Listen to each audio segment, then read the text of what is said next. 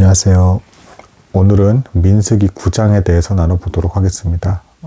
민수기 9장은 6월절에 관한 어떤 예외 사항이 이제 추가된 말씀을 담고 있고, 하반부에는 성막에 하나님께서 임하신 그 구름을 따라서 백성들이 어떻게 이동했는가, 그것에 대한 이제 묘사가 나오고 있습니다. 참고로 이제 8장에서 이제 다시금 성막 안에 등잔대에 불을 붙였다. 그리고 이제 조금 더 추가를 하자면 이 등잔대는 이제 분리된 걸 이제 붙여서 만든 게 아니라 하나로 다 연하여져 가지고 이제 만들어진 등잔대입니다. 그러니까 7군데의 촛대가 다 하나의 몸통으로 정확히 연결되어 있다. 분리될 수가 없다라는 것을 이제 나타내는 것이고, 성령 안에서 하나의 교회다라는 것을 나타내는 것이라 볼 수도 있습니다. 어제 본문에서 이제 제가 댓글을 보다 보니까 이제 이걸 직접 다 읽으시고, 이제 8장에서, 민수기 8장에서 이제 레위인들의 정결의식에 이제 요제가 있었다라는 것을 이제 다 알고서는 이제 또 댓글을 추가로 달아주신 분이 계셨는데, 대단히 감사했고요. 그렇게 열심히 또 말씀을 확인해 보시면서 보시는 모습은 이제 대단히 이제 좋은 것이라고 볼 수가 있겠습니다. 하나님 앞에서 이제 대단히 좋은 일이라는 것입니다. 실제로 사도행전에서도 베레아 사람은 데살로니가 사람보다 더 신사적이어서 이것이 그런가 보다 하고 이제 성경을 상고했다 나오죠. 성경의 바른 의미가 무엇인지를 찾아가려고 애쓰는 행동과 마음, 그것은 하나님께 이제 참된 예배가 되는 것입니다. 민수기 8장에서의 요제는 참고로 이제 제가 전에 말씀드린 바로는 레위기 말씀을 나눌 때 이걸 흔든다라는 게 그리스도의 부활, 심장이 다시 뛴다라는 식으로 해석을 한다라고 했는데, 이제 또 이런 식으로 해석을 하기도 합니다. 민수기에서의 레위인들의 이제 요제를 한 그 제사는 여기저기 흔든 것으로 이제 추측이 되는데, 어느 곳에서나 하나님께서 임하고 계시고 그분의 은혜를 우리가 바란다. 또 요제를 또 이렇게 해석하기도 합니다. 그런 의미의 이제 요제로 이제 보시면 어색함이 없을 것이다 라는 이제 말씀을 드릴 수 있을 것 같습니다. 자, 9장에서 이제 6월절 규례가 다시 나오는데, 이제 추정컨대 둘째 해, 이제 출애굽을 한 이후로 둘째 해 14일 이제 때가 이제 될 테고, 이때 이제 6월절 규례가 다시 나오는 이유는 이제 예외 사항 때문에 그렇습니다. 무슨 얘기냐면, 하나님의 이제 거룩한 예식인 6월절을 이제 할 때 부정한 사람들은 참여할 수가 없었어요. 근데 이 부정한 사람들 중에서 뜻하지 않게 갑자기 누군가가 돌아가셔서 장례를 치러야 된다라고 한다 그러면 누군가는 장례식을 치러야 되잖아요. 그럼 이 사람들은 6월절에 참석하고 싶은데 이 장례식을 진행해 버렸기 때문에 부정해서 이제 참석을 못 하는 거예요. 혹은 저 멀리 이방의 땅에 있는 사람들은 어떻게 해야 되는가?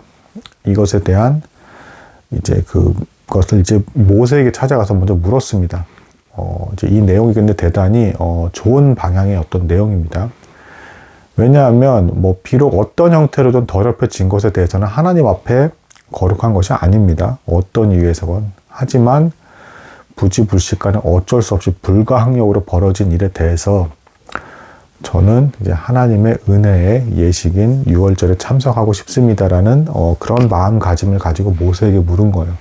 그 마음가짐이 아주 이제 가득한 것이 되겠죠.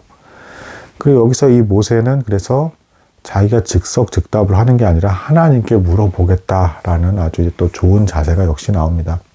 그리고 이것에 대해서 하나님께서 예외로 추가적으로 그렇다면 다음 달 동일한 날에 6월절을 드려라. 이렇게 이제 말씀을 주신 것입니다. 그러니까 우리가 어떤 불가항력적인 상황에서 무언가 예식을 지키지 못하게 되고 그로 인해서 안타까운 마음이 드는 것이 하나님 보시기에 보기 좋은 마음의 자세인 것이고, 또한 그것에 대한 해결책을 하나님께 간구하며 기도하는 것이 필요하다라는 것입니다.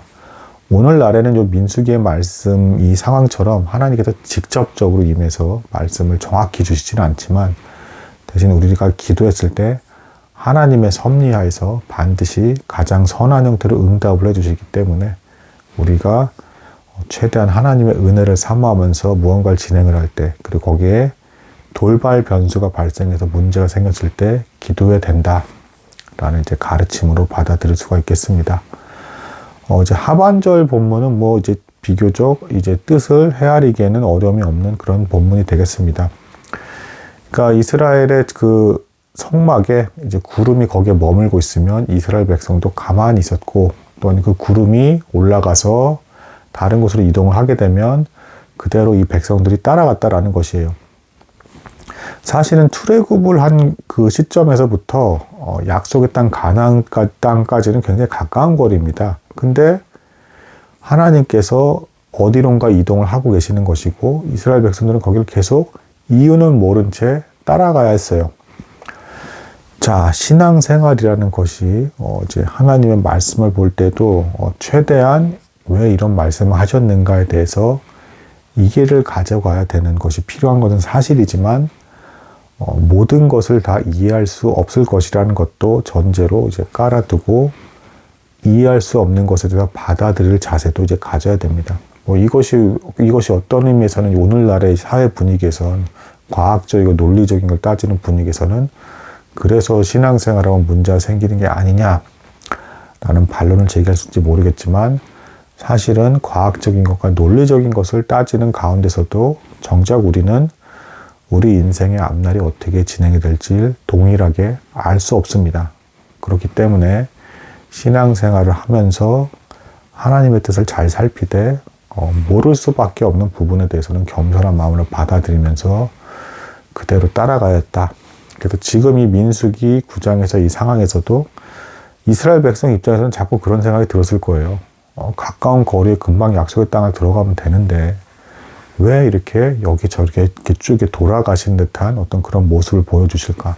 하지만 이것이 가장 또 좋은, 그리고 또한 하나님을 순종하는 어떤 그 자세를 이제 그 훈련받는 어떤 그런 장이 아닐까라는 그런 믿음의 자세로 선한 것을 기대하며 따라가는 것이 필요했다라고 보여지는 그런 장이라 볼 수 있겠습니다. 오늘은 여기까지 나도록 하겠습니다. 감사합니다.